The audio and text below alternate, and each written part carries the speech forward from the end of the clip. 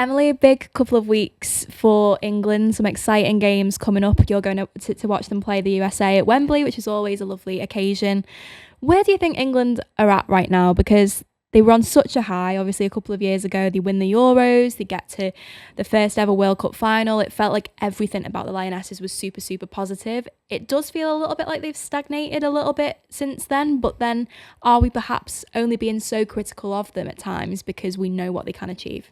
Yeah, I think it is a really interesting time for England and the Lionesses and Serena Wiegmann, because we've seen those two incredible years back to back, and obviously it wasn't completely flawless in those runs, but obviously I do think we hold England to a higher standard because we have seen how capable they are of getting to finals and winning finals.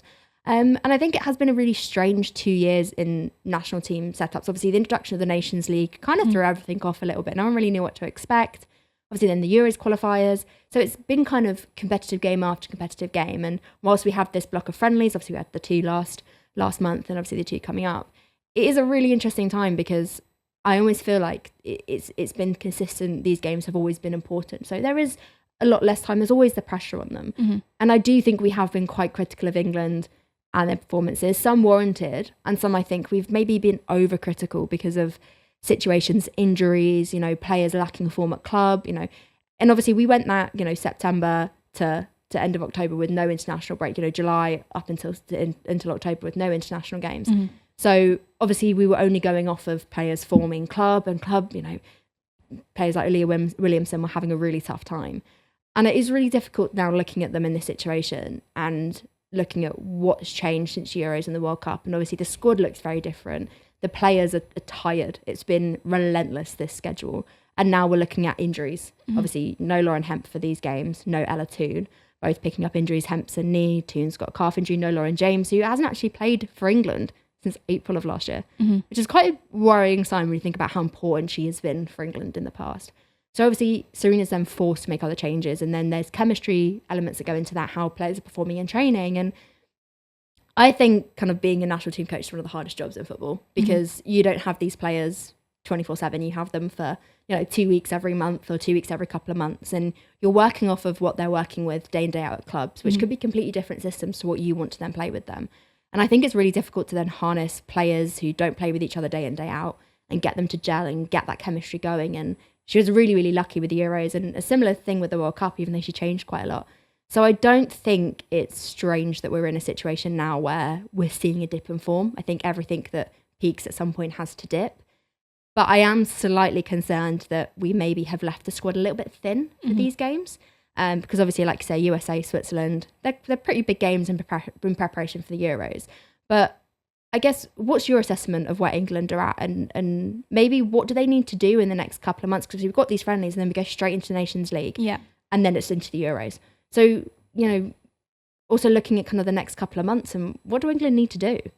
I think it's really tricky, and I'm completely with you. I do have a lot of sympathy for Serena Wiegmann because I think it's such a tough task, because winning something with England, we know as a nation how desperate we are for success in any way, shape or form in a footballing sense. So for them to bring football home in the way that they did, and the feel-good factor and sort of how seismic that was off the pitch as well, in terms of contributing to the growth of the women's game, not just in England but across Europe really. I think it was massively, the work that England have done and the FA have done has been massively influential in shaping that. So I think it's so hard to constantly hit those standards, and I do agree with you. I think it's been really difficult. I think the one area that I would maybe criticise Serena Wiegmann is, as you say, she likes having a settled team and a settled squad. And there's nothing wrong with that. But we saw her, obviously, she named an unchanged 11 for all 6 games at the Euros in 2022, and that paid dividends. And then she had her super subs in Alessia Russo and Ella Toone who came on. Obviously now a number of those players are either retired or have moved on. And so now she finds herself in a position where I think it's almost like the squad is aging a little bit, and because she's sometimes quite reluctant to bed in these new players and she likes to stick with the tried and trusted, there's almost a bit of a gap between sort of the young players coming through who are doing good things in the WSL but don't necessarily have an awful lot of experience on the international stage. So I think in terms of the next couple of months, especially these friendlies, it's a good opportunity to blood the likes of Maya Letizier, give her another couple of games. Thought she did really well in the last international break. Aggie Beever-Jones as well, who's been in sensational form for a while now for Chelsea and is yet to really get a proper look in for England. So I think that's the thing that Serena's got to do before next summer, is ensure that those young players who maybe don't have a lot of experience now, by the time it gets to next summer, are in a position where they've played a few times in an England shirt, they know what their idea, they have an idea of what their role is within the team, and then hopefully next summer we're not talking about having, you know, limited options to choose from. But I think the injuries are massive, aren't they? I mean, Lauren Hemp for me is one of my favourite players to watch, you know, in the WSL, in Europe really. Prior to her injury, I thought she was in such incredible form. So I think for me, she's a huge miss, isn't she, for England and for Manchester City? But for England going into this international break, Serena Wiegman will miss her, won't she? Yeah, massively. I think we sometimes Hemp flies under the radar of how important she is. Obviously, she was one of those really pivotal players at the Euros and the World Cup. And I think sometimes you almost forget how young she is as well. Like, you know, she's not been in around the setup for such a long time, but it feels like she has been because she is so important to this side. And there, like you say, there isn't anyone really competing at the level that she is. And she is that tried and trusted option. She's so important to the team. And obviously, actually, interestingly, the last time England played the USA, she was playing in such an important role. And I do think it's an interesting situation now where what does Serena Wiegman do? Because Chloe Kelly's not getting the minutes at Man City. Obviously, Jess Naz is playing for Tottenham, but then Serena's opting to play her a bit more as centrally. Aggie Beever-Jones is playing centrally for Chelsea. So she's kind of got options for Jess Park as well. But I can't generally look at it and go, I know what she's going to do next. Yeah. Which it's an interesting situation to be in where, you know, is she going to go for an option like Chloe Kelly, who is a very good winger but isn't having the game time? Is she going to go for someone like Jess Park, who's proving themselves week in, week out at City?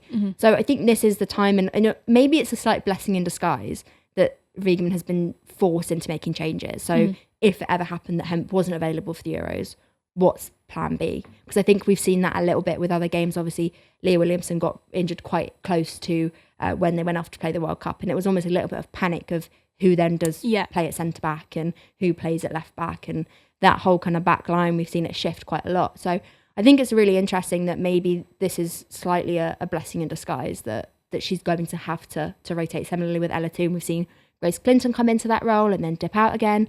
I think it's really interesting your point about super subs as well, because I think she's played a few players as super subs and then they maybe haven't come on as a sub, and then again they might have come on for one game and then don't play the next. And it's almost like Toon and Russo knew what their role was. That was established way before the Euros, and we haven't seen that consistency now.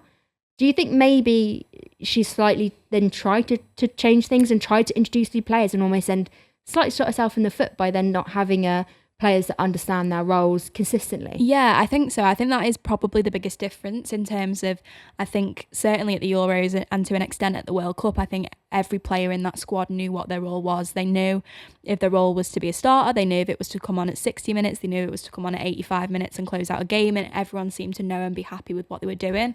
Whereas I feel like now there's a lot more open for debate, which in one sense is exciting because, you know, there's players who could come through in time for next summer who might really surprise us, but it also makes life a little bit more difficult for Serena Wiegman and for England. I think we've obviously touched on the forward line, but for me, I think probably the biggest concern is at the back. I mean, I think it's 4 clean sheets in 19 games, which isn't the best record, and I think it's been tough for England because they obviously had Leah Williamson out with a serious injury. They had Millie Bright out with a serious injury. They've had to chop and change a lot. Rachel Daly, as we know, sort of converted into being a striker for England and then has retired. So they need someone at left back, and at right back Lucy Bronze is you know still playing at a very, very high level, but probably still not close to her best level. She's obviously getting to a point now where, you know, people are talking about her maybe winding down her career. So for me, that is the biggest concern. Have you been worried by what you've seen at the back by England? Yeah, I think the stats aren't great. And I think even, you know, we look at that game against Germany and it was 3 conceded in the first 30 minutes. And,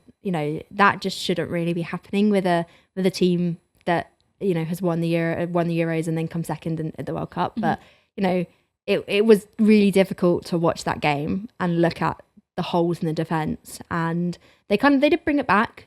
But then again, similar thing against South Africa, you know, they stormed ahead in that friendly and then the defence really struggled. And again, errors that led to goals. And what we're seeing now is that, you know, these teams know where England's weaknesses are and they're targeting them and they're making the best of those. And that's a really dangerous position to be in, to know that clubs and teams know your weaknesses and that they will exploit them.